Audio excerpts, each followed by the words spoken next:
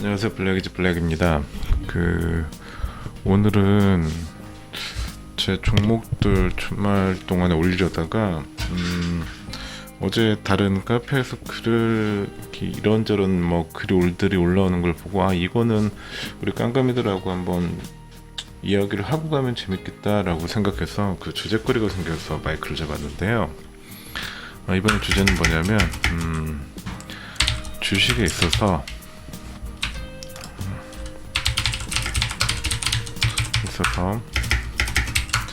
예측이 중요한가, 대응인가 라는 거예요. 그러니까 글씨가 너무 사이즈가 안 커지네요. 그냥 이렇게 봅시다.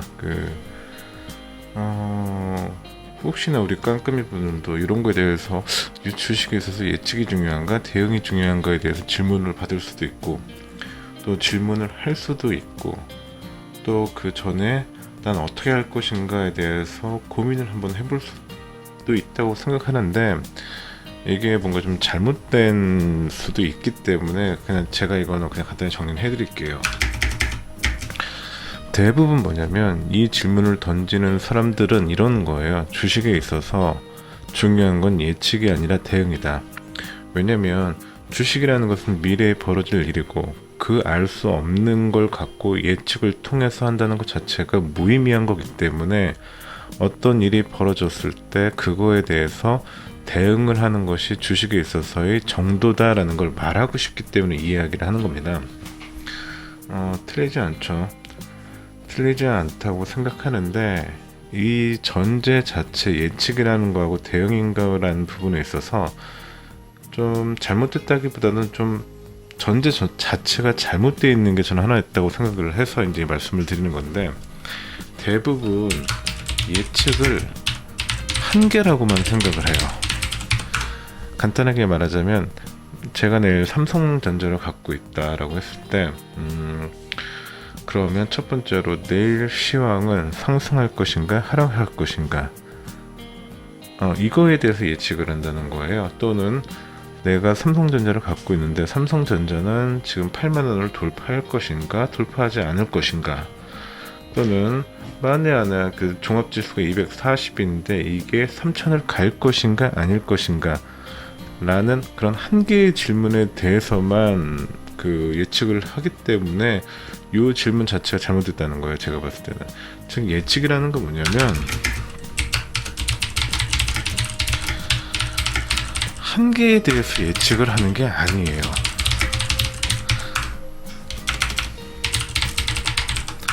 즉 예측이라는 건 뭐냐면, 우리나라 종합지수는 지금 이런 상태에 있는데 여기서 제가 생각할 수 있는 모든 재료들을 다 긁어 모으는 거예요.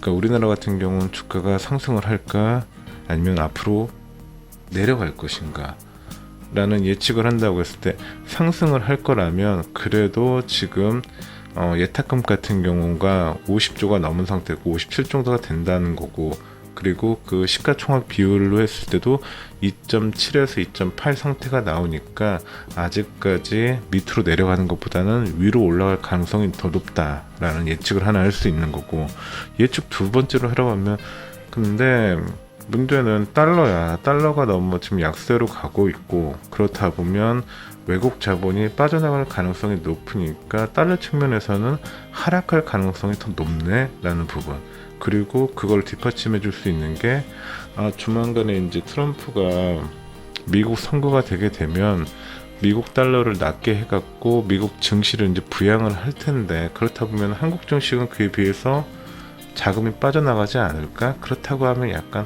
하락을 예상하는 게 맞을 거야 라는 듯이, 이게 두 가지 동시가 예측이 가능하다는 거예요. 하나에 갖고. 그리고 그런 경우에 있어서도 내가 갖고 있는 삼성전자는 만약에 상승하는 장에 있어서 상승할 것인가 하락할 것인가, 아니면 하락하는 장에서 하락할 것인가 상승할 것인가에 대해서 이런 복합적인 예측을 해야 한다는 거죠. 즉 어떻게 보면 예측이라는 말과 대응이라는 말은 같은 의미인 거예요. 주식을 하는 사람에 있어서는. 즉 대응이 아니라 어떤 수많은 변수들을 내 안에서 시뮬레이션 돌려보고, 그리고 그 과정 중에서 나오는 내가 선택한 걸 하나가 아니라 수많은 시뮬레이션들을 갖고 있는 거죠. 그러니까 오늘 너무 진지했죠. 예를 들자면 그 마블 히어로처럼, 그 닥터처럼 시간을 계속 돌려보는 거예요. 딱 한 번 돌려보고, 또 돌려보고, 그렇게 해갖고 결국에 타노스를 이길 수 있는 확률이 무엇이지? 라는 거를 계속 그 시간이라는 걸 갖고 예측을 하는 거죠. 그리고 그 예측이라는 건 뭐냐면, 그렇게 해서 어떤 대응을 같이 나오는 거고, 그 대응이 이렇게 했을 때, 효과를 발휘했을 때 어떤 결과가 나오는 걸 갖고 우리는 예측이라고 하는 거고, 대응이라는 거죠. 정리가 됐죠? 그러니까 우리 깜깜이 같은 경우는 앞으로 주식이 예측이냐 대응이냐에 대해서 이야기할 필요 있는 부분은 아닙니다. 이거는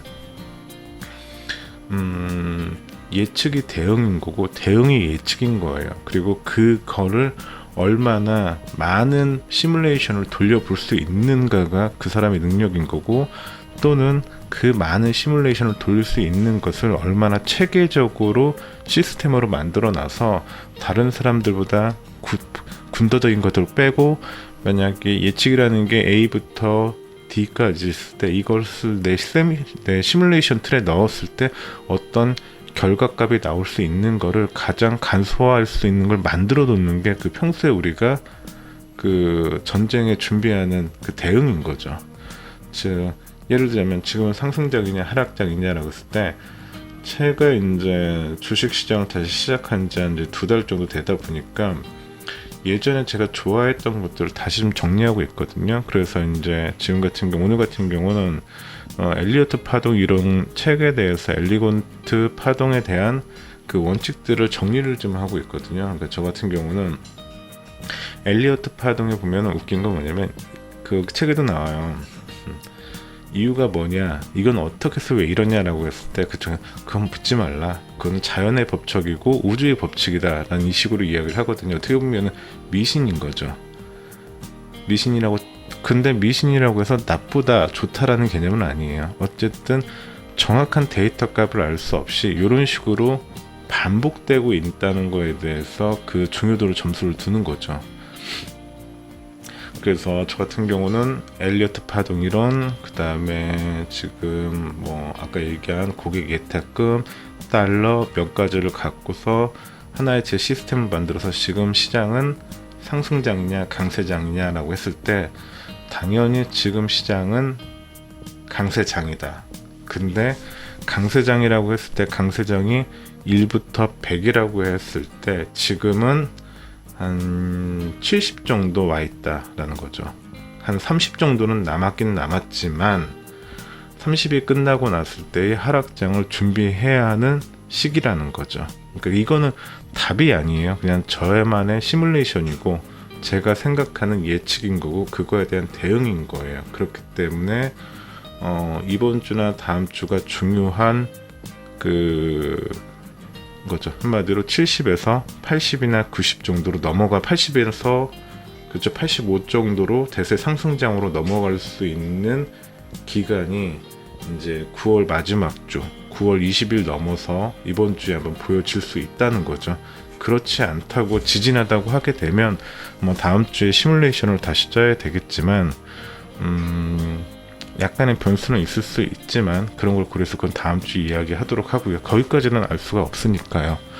그래서 오늘은 이야기하고 싶었던, 우리 깜깜이들하고 이야기하고 싶었던 그냥 예측, 대응, 그리고 자기만의 기법 이런 것들을 만들어가는 거, 전체적인 거에 대해서 약간 포괄적으로 이야기를 했으니까요. 우리 깜깜이들도 길게 봐야 돼요. 우리 얘기했잖아요. 우리 10년 가야 된다고. 10년 가야지 어느 정도 목돈이 만들어지고, 그리고 거기서 또 이제 경제적 자유를 다시 한번 이야기할 수 있는 기회가 또 있는 거니까요.